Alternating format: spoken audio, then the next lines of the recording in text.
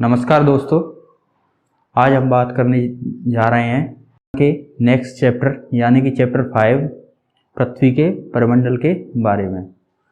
दोस्तों, जैसा कि आप जानते हैं कि अभी हम एनसीईआरटी की एक सीरीज चला रहे हैं जिसके अंतर्गत मैं और मेरी टीम इन विषयों के पठन एवं पाठन की प्रक्रिया से गुजर रही है। और मैं इस श्रृंखला में मैं विज्ञान ज्योग्राफी विषय को आपको पढ़ा रहा हूँ। तो दोस्तों, मैंने अभी तक चार चैप्टर्स को आपको ज्योग्राफी के अंतर्गत पढ़ाया है। उम्मीद है दोस्तों वो चैप्टर आपको अच्छे से समझ आए होंगे, तभी आप इस श्रृंखला में इस 5वें चैप्टर को अच्छे से समझ सकते हो। तो दोस्तों, मैं अरुण कुमार शर्मा आपके YouTube channel future target classes में स्वागत करता हूँ। तो आइए दोस्तों, बात करते हैं चैप्टर के बारे में। तो दोस्तों, उम्मीद है आप लोग तैयार हो गए होंगे। आप एक पेन और कॉपी लेकर बैठें। दोस्तों, दरअसल वजह ये है कि ये जो चैप्टर है ना, वो थोड़ा सा क्या है, कॉन्सेप्चुअली और फैक्चुअल नॉलेज का ज़्यादा है।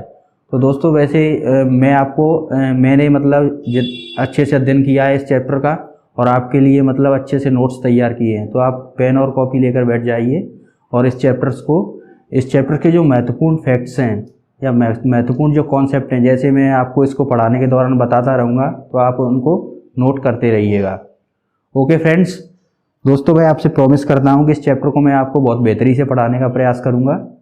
तो आइए सबसे पहले हम बात करते हैं इस चैप्टर के नाम के बारे में, क्योंकि कहीं ना कहीं दोस्तों हमें सबसे पहले चैप्टर का नाम जानना चाहिए। तो इस चैप्टर का नाम है पृथ्वी के प्रमुख परिमंडल।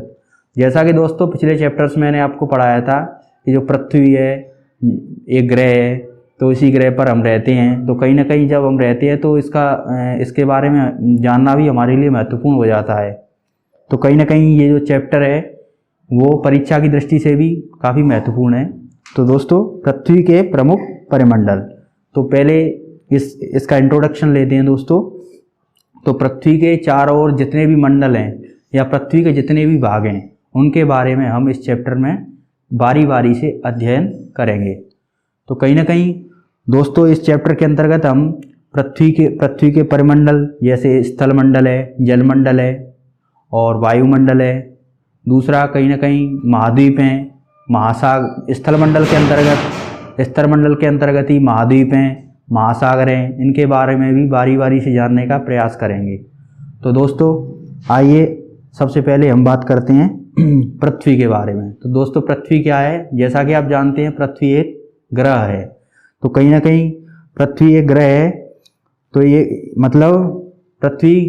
पृथ्वी का ही हम अध्ययन इसमें क्यों कर रहे हैं? क्योंकि कहीं ना कहीं हम पृथ्वी पर रहते हैं। यानी कि इसे दूसरे शब्दों में अगर हम ये कहें कि पृथ्वी एक ग्रह है जहाँ पर जीवन संभव है, तभी तो हम इस पृथ्वी पर रह रहे हैं। जब हम पृथ्वी पर रह रहे हैं तो इसका अध्ययन करना भी हमारे लिए महत्वपूर्ण हो जाता है। तो कहीं ना कहीं पृथ्वी पर क्या जीवन के जो मूलभूत आवश्यक तत्व हैं, क्या क्या पाया जाता है? हमारा जीवन यहाँ पर संभव है। तो इसके लिए जो आवश्यक तत्व हैं, जल है, वायु है, मिट्टी है, आदि सारी जो जीवन की अनुकूलित दशाएं वो भी उपलब्ध हैं। तो कहीं ना कहीं हम पृथ्वी के जो परिमंडलों के बारे में जानते हैं। तो पृथ्वी को क्या है? परिमंडल यानी पृथ्वी के भाग। तो पृथ्वी को क्या है? जो पृथ्वी का बाहरी आवरण है उसको 3 भागों में विभाजित किया गया है, जैसे कि भूमंडल, वायुमंडल और जलमंडल। तो पृथ्वी का जो पहला वाला भाग है जिसे हम भूमंडल कहते हैं, वह क्या होता है? तो यह पृथ्वी का एक ठोस भाग है। पृथ्वी का ठोस भाग है जिस पर हम रहते हैं। यानी कि अगर हम इसे स्थल भी कहें, भूमंडल, भू माने जमीन, मंडल माने उसका भाग, यानी ये जमीन का एक ठोस भाग है जिसका निर्माण चट्टान और मिट्टी से हुआ है, तभी यह ठोस है जिस पर हम रहते हैं। ऐसे हम क्या कहते हैं दोस्तों? भूमंडल। तो आप इसे साथ ही साथ नोट करते चलिएगा। यानी पृथ्वी का जो ठोस भाग है जिसे हम भूमंडल कहते हैं। ओके फ्रेंड्स, इसका जो ठीक दूसरा भाग है पृथ्वी का, जिसको हम 3 भागों में डिवाइड करने वाले किया गया है इसको, तो इसके परितः ही दूसरा भाग है जिसे हम वायुमंडल कहते हैं और तीसरा भाग है जिसे हम जलमंडल कहते हैं। तो कहीं ना कहीं मैंने भूमंडल के बारे में आपको समझा दिया, जिस पर हम रहते हैं, और जो ठोस है, जो पृथ्वी का ठोस भाग है जिसे हम भूमंडल कहते हैं। ओके फ्रेंड्स, इसके बाद है वायुमंडल। तो वायुमंडल क्या है दोस्तों? गैस। आप देखते हो कि पृथ्वी के स्थल मंडल पर हम रहते हैं और अपने ऊपर और हम सांस लेते हैं, और कहीं ना कहीं हमें क्या है, ऐसा महसूस होता है हमारे जो पृथ्वी के चारों ओर एक पृथ्वी को चारों ओर से एक आवरण घेरे हुए है, जिसे हम क्या कहते हैं दोस्तों? वायुमंडल कहते हैं। तो इस वायुमंडल के बारे में अभी आप परिचित हो लीजिए। इस चैप्टर में आपको इसके बारे में और डिटेल में समझाने वाला हूँ।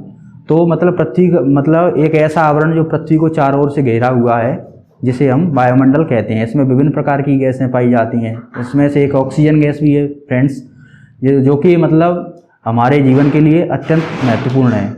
ओके फ्रेंड्स, इसका तीसरा मंडल है वह है जलमंडल। तो कहीं ना कहीं अगर देखा जाए, आपको यह इसके संबंध में एक महत्वपूर्ण तथ्य है कि हमारी पृथ्वी पर 71% जल और 29% भाग पर स्थल मंडल है। तो कहीं ना कहीं देखा जाए तो 71% जल है, तो अधिकांश भाग जल से घिरा हुआ है। तो कहीं ना कहीं मतलब जो जलमंडल वाला भाग है वह अधिक है। इसलिए पृथ्वी को क्या है, नीला ग्रह भी कहा जाता है, क्योंकि पृथ्वी पर क्या है, जल की मात्रा अधिक है। तो इस तथ्य को भी आप साथ साथ नोट डाउन करते चलिए, जो कि आपके एग्जाम की दृष्टि से बहुत ही महत्वपूर्ण है। ओके फ्रेंड्स, तो अभी तक हमने पढ़ा पृथ्वी और पृथ्वी के परिमंडल, यानी कि हमने पृथ्वी जो चैप्टर है इसके जो नाम है चैप्टर का, इससे हम अच्छी तरह से इंट्रोड्यूस हो लिए। तो कहीं ना कहीं इसका नाम है पृथ्वी के प्रमुख परिमंडल। और पृथ्वी के परिमंडल कितने प्रकार के हैं दोस्तों? जलमंडल, स्थलमंडल, जलमंडल और वायुमंडल। ओके फ्रेंड्स, तो चलिए आगे बात करते हैं। तो दोस्तों, इसी चैप्टर के अंतर्गत एक और कहीं ना कहीं हम स्थलमंडल का जो अध्ययन कर रहे हैं, तो एक और वर्ड है जीवमंडल। तो जीवमंडल क्या है फ्रेंड्स?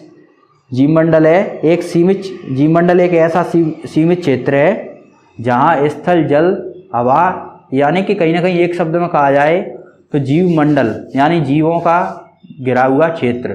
तो दोस्तों, आप इस कीवर्ड को समझिए कि जीव कहाँ पर ज़्यादा होंगे, जहाँ पर उनके अनुकूल दशाएँ होंगी, यानी कि कहीं ना कहीं इसमें दिया है स्थल, जल, हवा, ये तीनों एक साथ मिलेंगे तो कहीं ना कहीं क्या है, वहाँ पर जीव अधिक होंगे। तो कहीं ना कहीं जीवमंडल क्या है कि एक ऐसा सीमित क्षेत्र है जहाँ स्थल, जल, हवा एक साथ मिलते हैं तथा जब ये सारी चीज़ें मिलेंगी तो सभी प्रकार के जीव पाए जाते हैं। तो इन सभी से मिलकर एक मंडल बनता है, जिसे हम क्या कहते हैं फ्रेंड्स? जीवमंडल कहते हैं। तो इसको भी आप नोट डाउन कर लीजिए। ओके फ्रेंड्स, चलिए अब हम चलते हैं भूमंडल। भूमंडल क्या है? पृथ्वी का जो ठोस भाग है जिसे हम भूमंडल कहते हैं, यानी जिस पर हम रहते हैं। तो यह भूमंडल किस चीज़ से बना हुआ है? यह चट्टान है, मिट्टी, इसका जो निर्माण है वो चट्टान है और मिट्टियों से मिलकर हुआ है। और इस भूमंडल में ही हम क्या है, इसी पर खेती करते हैं। तो इसमें क्या है, जीवों के लिए जो पोषक तत्व है वो भी पाए जाते हैं। तो कहीं ना कहीं आप भूमंडल को भी समझ चुके होंगे, तो इसे साथ ही साथ आप नोट करते रहिएगा। तो अभी हम बात करने वाले हैं, अब हम पृथ्वी के बारे में बात कर रहे हैं फ्रेंड्स। पृथ्वी के बारे में हम बात कर रहे हैं, तो पृथ्वी की सतहों के बारे में भी बात करना महत्वपूर्ण होगा, क्योंकि अगर हम पृथ्वी के बारे में बात करें और पृथ्वी की सतह के बारे में न जाने तो यह हमारा अध्ययन आधा अधूरा रहेगा। तो न तो यह मेरे लिए बेहतर है और न ही आपके लिए बेहतर है, क्योंकि आधा अधूरा ज्ञान किसी मतलब का नहीं रहता है। तो कहीं ना कहीं हम पृथ्वी की सतहों के बारे में जान लेते हैं। तो पृथ्वी की अगर मोटे तौर पे देखा जाए तो पृथ्वी की दो सतहें हैं, एक तो स्थल वाला भाग, एक है जल वाला भाग। क्यों? क्योंकि जैवमंडल है वो स्थल भाग पर भी पाया जाएगा और जल में भी पाया जाएगा। तो कहीं ना कहीं अगर हम देखें तो पृथ्वी की जो सतह है वो उसके दो भाग हैं, एक तो है तुम्हारा स्थली भूभाग यानी जो ठोस है, और एक है जलाशय यानी जल वाला भाग। तो कहीं ना कहीं इसे ज्योग्राफिकल लैंग्वेज में दो शब्द दिए गए हैं। स्थली भाग को तो हम महाद्वीप कहते हैं, महाद्वीपों में बांटा गया, और जो जलाशय हैं उन्हें महासागर कहते हैं, महासागर या समुद्र। तो कहीं ना कहीं चलो अब हम इनके बारे में जानते हैं। तो दोस्तों, इससे संबंधित कुछ फैक्ट्स हैं, इनको आप नोट डाउन कर लीजिएगा। इसमें जो पहला फैक्ट है दोस्तों, समुद्र जल का तल सभी जगह समान होता है। सभी जगह समान होता है। स्थल की ऊंचाई समुद्र तल से मापी जाती है, जिसे शून्य माना जाता है। क्योंकि दोस्तों आप जानते हो किसी भी चीज़ की अगर हम ऊंचाई मापेंगे पृथ्वी की सतह पर, तो सभी जगह पृथ्वी की जो मतलब जो धरातल वाला भाग है वहाँ पर उसकी जो लंबाई या ऊंचाई है वह समान नहीं होती है, लेकिन जो जल वाला भाग है वह बिल्कुल समान होगा। तो कहीं ना कहीं हम जिस भी चीज़ की ऊंचाई मापेंगे तो वो समुद्र तल से मापेंगे, तो समुद्र तल की ऊंचाई को हम क्या मान लेंगे दोस्तों? शून्य। तो कहीं ना कहीं आपने रेलवे स्टेशन हो या वहाँ पर लिखा होगा कि समुद्र तल की ऊंचाई से इतनी ऊंचाई है इसकी, या जो भी आंकड़ा है ये दिया रहता है। ओके फ्रेंड्स, इसका जो दूसरा फैक्ट है, विश्व का सबसे ऊंचा शिखर माउंट एवरेस्ट है। यानी जो माउंट एवरेस्ट चोटी है वो विश्व की सबसे ऊंची चोटी है। यह कहाँ पर है? यह नेपाल में स्थित है। और इसकी जो ऊंचाई है, अब इसकी ऊंचाई कहाँ से मापेंगे? समुद्र तल से। तो इसकी ऊंचाई समुद्र तल से है 8,848 मीटर है। ओके, तो दोस्तों अब हम महाद्वीपों के बारे में बात करते हैं। तो दोस्तों ये वाला जो चैप्टर है ना, उसमें क्या है, थोड़ा फैक्चुअल नॉलेज, फैक्ट्स ज़्यादा है। तो कहीं ना कहीं मैंने कोशिश की है कि मैं इन फैक्ट्स को आपको अच्छे से अच्छे मतलब बेहतर से बेहतर तरीके से आपको देने का प्रयास करूं। तो दोस्तों आप इस चैप्टर में थोड़ा बोर ना हो, इसके लिए आप तैयार रहें दोस्तों। एक पेंसिल और कॉपी अपने हाथ में ज़रूर रखें और इनको नोट डाउन करते रहें। और मैं जैसे ही कॉन्सेप्चुअल चीज़ें हैं उनको साथ ही साथ समझाता चलूँगा। तो कहीं ना कहीं अगर देखा जाए, जो महाद्वीप हैं, पृथ्वी का स्थल भाग है जिसका हम अध्ययन कर रहे हैं, जैसे हम महाद्वीप का नाम देते हैं, तो इन महाद्वीपों को भी कितने भागों में बांटा गया है दोस्तों?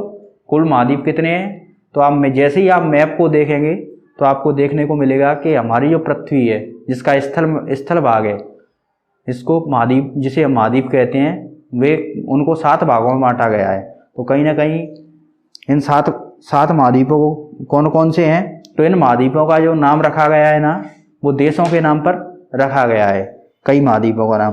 तो ये 7 महाद्वीप हैं। मैं आपको बारी बारी से इनको गिना देता हूँ। Number 1 Asia, number 2 Europe, number 3 Africa, number 4 Australia, number 5 उत्तरी अमेरिका, नंबर 6 दक्षिणी अमेरिका और नंबर 7 है तुम्हारा अंटार्कटिका। तो दोस्तों इन महाद्वीपों का हम बारी बारी से अध्ययन करेंगे और मैं जो कुछ महत्वपूर्ण जानकारियां हैं इनके संबंध में मैं आपको देने का प्रयास करूंगा। तो पहला वाला महाद्वीप है दोस्तों एशिया महाद्वीप। तो इसके लिए दोस्तों, इसे अच्छे से समझने के लिए बेहतर है कि आप अपने सामने वर्ल्ड का जो मैप है ना, विश्व का मानचित्र है, आपकी किताब में ही दिया गया है, उसे आप खोलकर बिल्कुल बैठ जाएं और देखें।